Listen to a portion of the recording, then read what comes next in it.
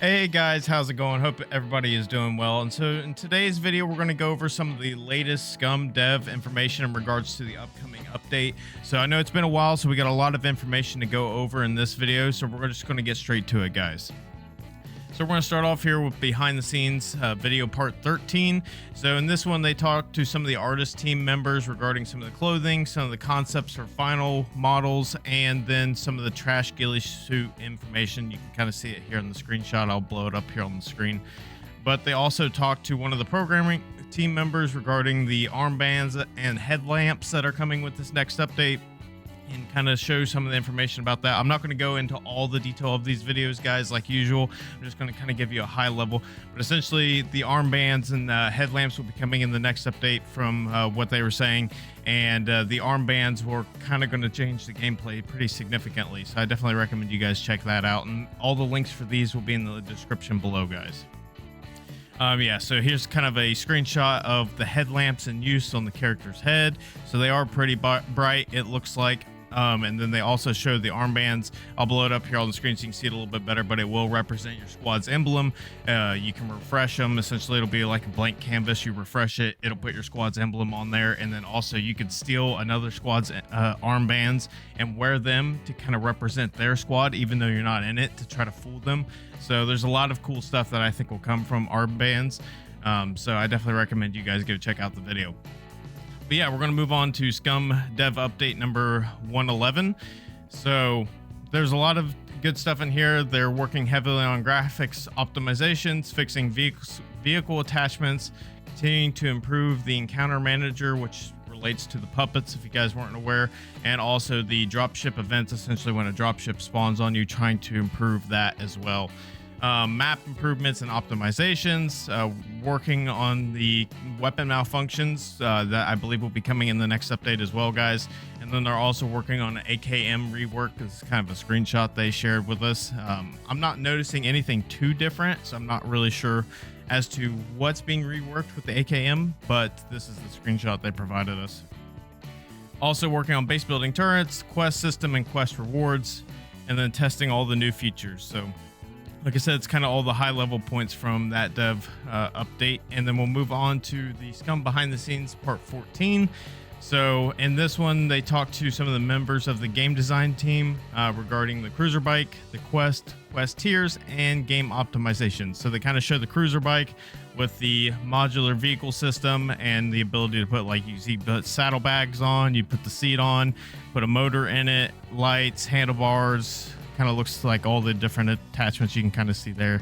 And then they show some of the quests, so you can see kind of you have what the quest is, the timer, kind of a little bit of a description, requirements, where you have to turn it in, and then kind of the reward that comes with it. So like this one comes with 750 cash, 10 fame points, and then the carjack at the trader is reduced in price and requires 0 fame points to purchase. So quest will have an impact on what your cost at traders, and essentially the fame points required at traders to buy certain items. And I'm sure like the higher tier quests, the more difficult quests, you'll probably get better rewards and so forth. So, but this is just a little bit of a teaser they showed us. So if you guys haven't watched some of my previous videos, the devs have stated that we're going to get a soft launch of the quest system in 2024. So with this next major update, which we'll talk a little bit later in this video about, but we will get a soft launch of the quest system. So it's not going to be super detailed, but we're going to get essentially the first little, I guess, taste of what the quest system is going to be. So that way we can provide feedback to the devs as to improvements, things that need to be changed, adjusted, and so forth. And then with future updates, they'll continue to add on with like the story-based quests and all that. So if you guys weren't aware or haven't watched any of my previous videos about all the update news, essentially we will be getting Quest in 2024, but it's going to be the very basic version of Quest. But moving on to the development update number 112. So in this one, they had a heavy focus on bug fixing, continued work on map optimizations and rework of base building elements and destruction particles, finishing up weapon mounted functions. They're working on a new game trailer, and they're continuing work on the sports bike, tractor, and dinghy, which you can see here in the picture. And then they were doing various work on clothing items, and then lots of new feature testing. So sounds like with all these information they've been releasing lately, as you guys will see, they're getting really close with a lot of these things being ready to essentially push them out in an update. So we should be seeing this content pretty soon, I would imagine, guys. They did do some Q&A in this one. They asked about somebody asked about the underbarrel grenade launcher. And they state that the current standalone grenade launcher in the game, but the grenade launcher attachment is not available, at least by this time, and it probably won't see it until after 1.0. So maybe if we ever get it, we probably won't see the underbarrel grenade launcher attachment until after 1.0, guys. And then they go on to talk about the MAC-10 and if it'll be able to be holstered. They state, no, you won't be able to put the MAC-10 in a holster, but you'll be able to put it on your back like your other weapons. So essentially it'll just take up one of the main weapon slots, even though it's a pretty small weapon. And then they go on to talk about, somebody asked about the horse riding mechanic, if that'll ever be implemented in the game, since we do have like horses and donkeys and so forth in the game. The devs have stated they have discussed it within the studio, but it would be really cool to have at some point, but we won't get it before 1.0. So essentially, a lot of these additional major features that a lot of people want to see, like the ability to ride animals or tame animals and raise them for food and so forth, and all these different like more unique features, sounds like we won't see anything like that until after 1.0. Like the devs have stated multiple times, they're focused on the main game mechanics and getting those polished for the 1.0 release, and then after 1.0, who knows what will happen. But we move on to behind the scenes 16, or part 16, I should say. They talked to a member of the QA team regarding the new features coming to the next update and how they're testing a lot of these new features. And then they state in the video that this weekend, so November 23rd and 24th, the dev team is going to be play testing the update, which means, guys, the update is very close to being released. Usually they play test it right before release, guys. So I would imagine, on top of with what they kind of leaked here, and I'll blow this up on the screen. You might not be able to see, it might be pretty blurry just due to YouTube compression and so forth.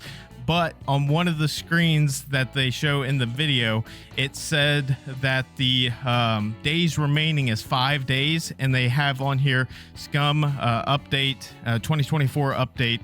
So, and then they have the 5 days remaining. So this video that they put out with this in it was released this past Friday. So that means if this is true, 5 days from that Friday would be this coming Wednesday. They usually release updates on Thursdays, guys, so maybe they're going to release the official announcement this coming Wednesday, and then we'll see the update this coming Thursday. But just keep that in mind, guys, that we're really close. I'm pretty confident that we're within a week of seeing this update, so just keep that in mind. Keep your eyes out, guys. I will try to stay on top of getting you guys that information, but as of right now, I think we're within a week of this update coming out. I might be wrong, but just based off of everything we're seeing, I think we're right there. And then they go on to talk about talk with a member of the animation team and motion capture team regarding the animations throughout the game. And we'll move on here. So the next thing, that if you guys missed it, Dr. Grant, I'll put his link in the description below. Make sure you guys go check out the whole video. It was a 3-hour long interview with the dev, with Beta, one of the devs. And so if you guys missed that, go check that out. Go check out his channel. But essentially, they went over a lot of questions. I think it was 48 different questions Dr. Grant asked. A lot of them, or majority of them, were PvP focused. I just put a few here, but go check out the whole stream if you guys want to get all the different information that they talked about in there. But essentially, the devs stated that the scope bug that we're all annoyed with will be fixed with this next update. They have made it a top priority bug to fix, which is amazing. We've been dealing with that forever. I can't wait for that to be fixed. It's very frustrating, so I'm really excited for that. They talked about armor-piercing rounds versus regular rounds. If you guys aren't already aware, the armor-piercing rounds and regular rounds do the same exact amount of damage, same exact amount of penetration. There's a bug in the game, a penetration bug, that has essentially, there's no difference between ammo types. They all do the same. If you guys weren't aware, it's been like that for a long time. I made a video way back, actually a couple years ago, about it. But essentially, there's a penetration bug in the game where the different ammo types do the same amount of damage and same amount of penetration. So when you guys are purchasing ammo or looking for ammo or so forth, just keep that in mind right now that it is bugged. So essentially there's really no difference between ammo, but the devs are working on it. They're aware of the issue. It's a big issue that's going to take them a lot of time because it affects armor and everything else. So just keep that in mind, guys. Then they go on to talk about bobby pins, bolts, and nail stacking. And they essentially letting the player have the option to stack or not. And it's something they might fix with the inventory rework. I know this is a big frustration when you're building and so forth, that having to individually unbox nails and stack them and so forth. So hopefully this gets fixed with the inventory rework. That'd be a great thing. They talk about the nuclear city and kind of how there's not really any major reason to go there right now, other than to go to like the nuclear power plant to get the uranium to either make armor piercing rounds or to sell for money. And essentially they said with the quest system and the armored NPC updates, the nuclear city will become very important. So that's exciting to look forward, since it's the biggest POI on the map. So keep that in mind, guys. Some of these future updates, that the nuclear city will actually become a lot more important to us. They also go on to talk about movement rework. They say that the bunny hopping is going to be nerfed. Not sure all the details behind that, but they said it is something they're working on nerfing because it's not a realistic style of movement. So the bunny hopping will be nerfed. And then they're also working on overall like movement balancing to make sure that the game doesn't feel clunky, even though that they're going to make some adjustments. So they are trying to make sure it's balanced, guys. It's probably going to feel weird when the movement rework gets implemented. They probably will have to change it a little bit, I would imagine, just based off all of our feedback, but that is coming. So just keep that in mind, guys. They also go on to talk about cheaters that are in the game and how the anti-cheat system needs to be improved and so forth. And so they said the devs are working on more anti-cheat stuff, but they can't give out information, obviously, because they don't want the cheaters to be able to counter what the devs are doing to try to essentially keep cheaters out of the game. So they are working on trying to find add other ways for the game to catch cheaters, so that way we don't have as big of a cheater problem in the game. Traders, they go on to talk about that in the future, looting will be the best way to get gear, and traders will essentially just be an additional way to kind of help you out. But because right now kind of traders are the main way everybody gets gear. Or most people just go get the highest selling items, they sell it, and then they buy the stuff they want. They don't go loot for the stuff they want.